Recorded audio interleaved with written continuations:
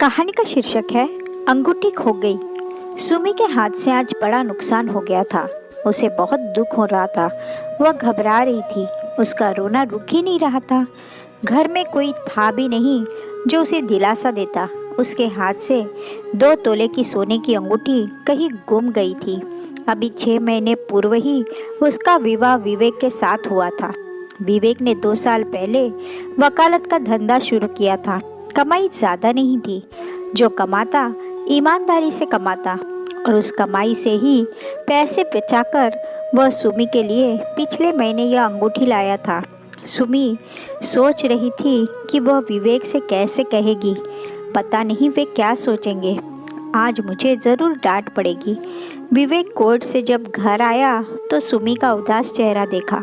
उसने पूछा, क्या हुआ सुमी? तुम्हारी आंखें क्यों सूजी हुई है? सुमी को फिर से रोना आ गया। बोली, आज मुझसे बहुत बड़ा नुकसान हो गया। आप जो अंगूठी लाए थे वह मिल नहीं रही है। मिल जाएगी, और अगर उसे नहीं मिलना होगा तो तुम्हारे आंसू बहाने से तो मिलने से रही। इसलिए रोना छोड़ो और जल्दी हम दोनों के लिए चाय बना ले आओ। सुमी चाय बनाने के लिए गई तो सोच रही थी, ये मुझ पर ज़रा भी नाराज़ नहीं हुए। क्या इन्हें मुझ पर ज़रा भी गुस्सा नहीं आया? चाय पीते पीते उसने पूछ ही लिया, मेरे हाथ से इतना बड़ा नुकसान हो गया, फिर भी आपने मुझसे कुछ नहीं कहा। आप इतने शांत कैसे रह लेते हैं? सुमी, तुमने जानबूझकर तो नुकसान नहीं किया। जो होना था हो गया। मैं जानता हूँ मेरी कमाई ज़्यादा नहीं है। 4 पैसे बचाने के लिए तुम घर में नौकर चाकर नहीं लगवाती हो, स्वयं अपने हाथों से काम करती हो। सुमी, मैंने प्रण किया था कि मैं स्त्री का सम्मान करूँगा, अपने पापा की तरह नहीं बनूँगा। कहते हुए विवेक की आवाज़ नम हो गई थी। वह फिर बोला, सुमी, मेरी माँ देवी थी। दिन भर घर पर काम करती और पैसे बचाती थी। पिता की शराब पीने की लत थी। वे अकारण माँ को मारते थे और पैसे छीन कर ले जाते थे। मैं उस समय छोटा था, 7वीं कक्षा में पढ़ता था। पापा का व्यवहार देखकर मेरा खून खौलता था। इच्छा होती थी उनका हाथ पकड़ लूं और पूछूं कि वे माँ को क्यों मारते हैं। कोई उन्हें मारेगा तो उन्हें कैसा लगेगा, मगर माँ हमेशा मुझे अपनी कसम देकर रोक देती। वे जानती थी कि पापा का सारा गुस्सा मुझ पर उतर जाएगा। वे मुझे बहुत प्यार करती थी। अधिक शराब पीने के कारण पापा के फेफड़े खराब हो गए थे। वे बीमार रहने लगे।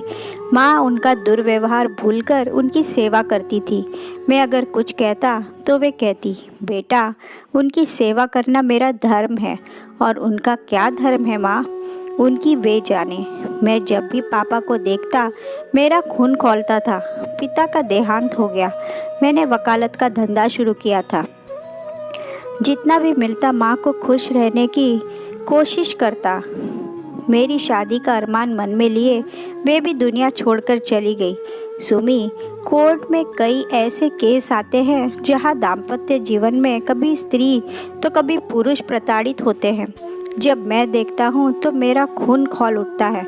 मैं हमेशा पीड़ित पक्ष को न्याय दिलाने की कोशिश करता हूं। कभी मेहनत के हिसाब से पैसे कम मिलते हैं, पर किसी की मदद कर मुझे संतोष मिलता है।